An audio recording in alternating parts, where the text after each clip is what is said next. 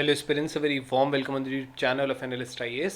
तो आज हम पढ़ने वाले हैं सबमिशन ऑन एग्रो फॉरेस्ट्री के बारे में। यहाँ पे एक एग्जांपल देख सकते हैं, ये एग्रो फॉरेस्ट्री का एग्जांपल है जहाँ पे एग्रीकल्चर भी है और साथ में फॉरेस्ट्री भी है, राइट। ये एक ओवरव्यू है, हम इसको थोड़ा डिटेल में पढ़ लेते हैं। इस जो स्कीम थी, इस स्कीम को रीस्ट्रक्चर किया गया है। सो की फीचर्स देखेंगे हम of the restructure agro forestry scheme under the RKVY, right, राष्ट्रीय कृषि विकास योजना ये है। देन हम इस सबमिशन जो है इसके बारे में देखेंगे। एग्रो फॉरेस्ट्री कैसे कहा जाता है, एग्रो फॉरेस्ट्री के एग्जाम्पल्स क्या क्या हैं, शेल्टरवेल्स क्या होते हैं, देन मल्टी स्ट्राटा क्या होता है, ये सारी चीजें। Then we will be discussing our today's prelims and the mains practice question. So let's start my news. So जो पहले की सेंट्रल स्पॉन्सर्ड स्कीम जो थी सबमिशन ऑन एग्रो फॉरेस्ट्री, जो SMAF था, इसको रीस्ट्रक्चर किया गया है और अब जो फोकस है वो क्वालिटी प्लांटिंग मटेरियल पर है। मतलब जो प्लांटिंग मटेरियल या जो सीड जो उगाया जाता है खेतों में, उसको उसकी क्वालिटी एनहांस करने के लिए, and as an component of the agro forestry, ये भी इसमें इंप्लीमेंट किया जाएगा as one of the components. जो राष्ट्रीय कृषि विकास योजना है, एक इंडिकेटिव आउटले है जो लगभग 271.65 करोड़ का है फॉर द 15 फाइनेंस कमीशन। ये 2021-22 वाले पीरियड और 2025-26 वाले पीरियड तक है। और अब जो स्पेशल फोकस होगा रिस्ट्रक्चरिंग के बाद, वो क्वालिटी प्लांटिंग मटेरियल पर होगा। नाउ की फीचर्स क्या है जो रिस्ट्रक्चर ये हुआ है, फोकस्ड अप्रोच है। इसमें जो फोकस होगा वो एम्फेसिस जो भी होगा ये प्रमोटिंग और इंश्योरिंग होगा for the availability of quality planting material. ये क्रूशियल एलिमेंट होगा in the domain of the agro forestry. जो Indian council of agriculture research, central agro forestry research institute है, ये इसमें मेन रोल प्ले करता है। ये इसकी नोडल एजेंसी है actually. It will provide technical support, capacity building, guidance वगैरह। तो अगर नर्सरी इस्टेब्लिश करी जाती है या प्रोड्यूसिंग की जाती है, certifying the QMP, so this is the nodal agency for it. जो प्रोडक्शन एंड सर्टिफिकेशन जो होगा क्वालिटी प्लांटिंग मटेरियल्स का, accorded a distinctive priority under this scheme. So ये इसमें प्रायोरिटी पर है। देन ACRP सेंटर्स होंगे इस फ्रेमवर्क के under. All India coordinated research product centres होंगे एग्रो फॉरेस्ट्री पर। ये अलग अलग रिसर्च सेंटर्स के साथ कोलैबोरेट करेगा जो अलग नेशंस के अलग अलग पार्ट में है, और इनोवेशन इंक्रीज करेगा, sustainable practices and also sharing of knowledge. Then state nodal department agencies होंगे। हर स्टेट और यूनियन टेरिटरी में एक डेजिग्नेटेड स्टेट नोडल डिपार्टमेंट या एजेंसी होगी। अब जो स्टेट नोडल डिपार्टमेंट एजेंसी होगी, इसकी रिस्पॉन्सिबिलिटी होगी कि जो प्रोडक्शन है, अवेलेबिलिटी जो QPM का है वो हो, इधर इंडिपेंडेंटली या फिर ये कोलैबोरेशन कर सकता है अलग अलग इंस्टीट्यूशंस के साथ। Now free distributions to farmers and self help groups.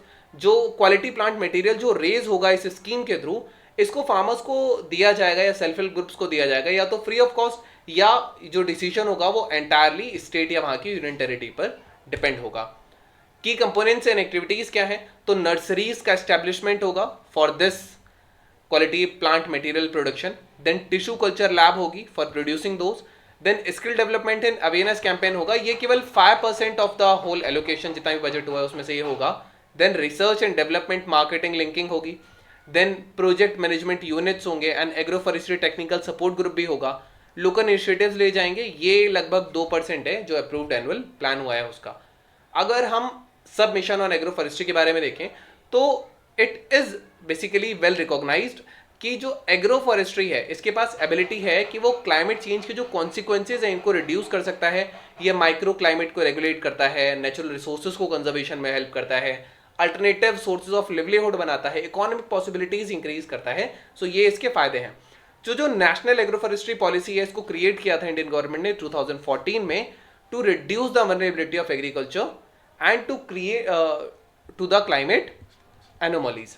Now ये जो पॉलिसी है ये सजेस्ट करती है इसमें टू क्रिएट अ मिशन और a board to organize the growth of the agro forestry industry. So इस गोल के टुवर्ड्स जो ये एफर्ट है वो है सब mission on agro forestry under the NMSA। जो पर्पस है इस प्रपोजल का, ये जो ट्रीज का अमाउंट है जो फील्ड्स पर होते हैं उनको इंक्रीज करना है, जो कि एग्रीकल्चर क्रॉप्स को सपोर्ट करते हैं। एग्रो फॉरेस्ट्री क्या है, एग्रो और forestry, it's agriculture and forestry at the same land.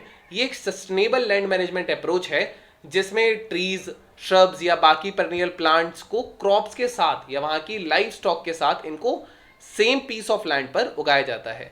इस टाइप से आप यहाँ छोटे छोटे श्रब्स या ट्रीज लगाए जा सकते हैं, तो वो एक तरीके से फॉरेस्ट्री का वर्क भी करेगा, क्रॉप्स को प्रोटेक्ट भी करेगा। Here you can grow the crops और the life stocks if you want. So these are the things, this is the agroforestry, idea of agroforestry. ये एक होलिस्टिक एनवायरमेंटल फ्रेंडली प्रैक्टिस है जो कि एग्रीकल्चर के एलिमेंट्स को और फॉरेस्ट्री के एलिमेंट्स को कंबाइन करता है, जिससे मल्टीपल बेनिफिट्स होते हैं नेचर को भी और फार्मर को भी। एग्रोफॉरेस्ट्री सिस्टम्स को प्रोडक्टिविटी ऑप्टिमाइज करने के लिए, नेचुरल रिसोर्सेज को कंजर्व करने के लिए, इकोसिस्टम सर्विसेज को एनहेंस करने के लिए यूज किया जाता है। इसके एग्जांपल्स क्या हैं? एक तयुंगिया सिस्टम होता है। तयुंगिया सिस्टम में ट्री प्लांटिंग जो है वो शिफ्टिंग एग्रीकल्चर के साथ कंबाइन की जाती है। फार्मर्स अपनी क्रॉप्स उगाते हैं यंग ट्रीज के बीच में, और जैसे जैसे पेड़ बढ़ते हैं वो इन क्रॉप्स को शेड प्रोवाइड कराएंगे। क्योंकि शिफ्टिंग एग्रीकल्चर है, then they leave the place and go elsewhere, so यहाँ पे आपका ट्री रह जाएगा। This is the case. Then home gardens है, स्मॉल स्केल एग्रोफॉरेस्ट्री सिस्टम जहाँ पे ट्रीज, क्रॉप्स, लाइफ स्टॉक को एक, जैसे यहाँ घर हो और आसपास फार्म हो तो वहाँ पे उगाया जाता है। ये फूड सिक्योरिटी देंगे, न्यूट्रिशन, इनकम इंक्रीज करेंगे फैमिलीज की, तो ये होम गार्डन्स होते हैं। Then wind breaks and shelter belts होते हैं।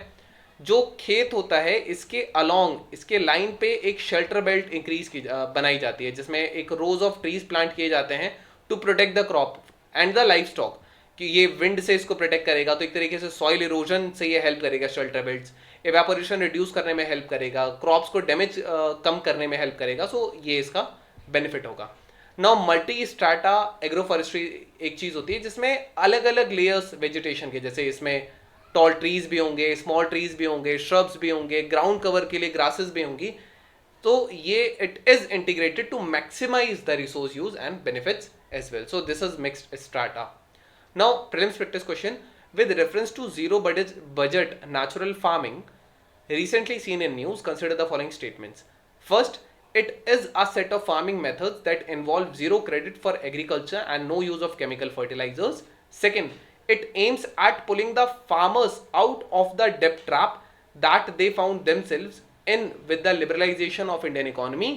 ZBNF promises to cut down the farming expenditure drastically and end dependence on loans. Which of the above statements are correct? You can type the answer in the comment section. They'll let you know if it's correct or not. Then we have our mains practice question. What do you mean by agroforestry?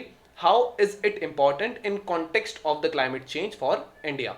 So this was all about today's video and session. Hope you understood it. Thank you. Have a nice day and stay tuned with Analyst IAS for your better preparation.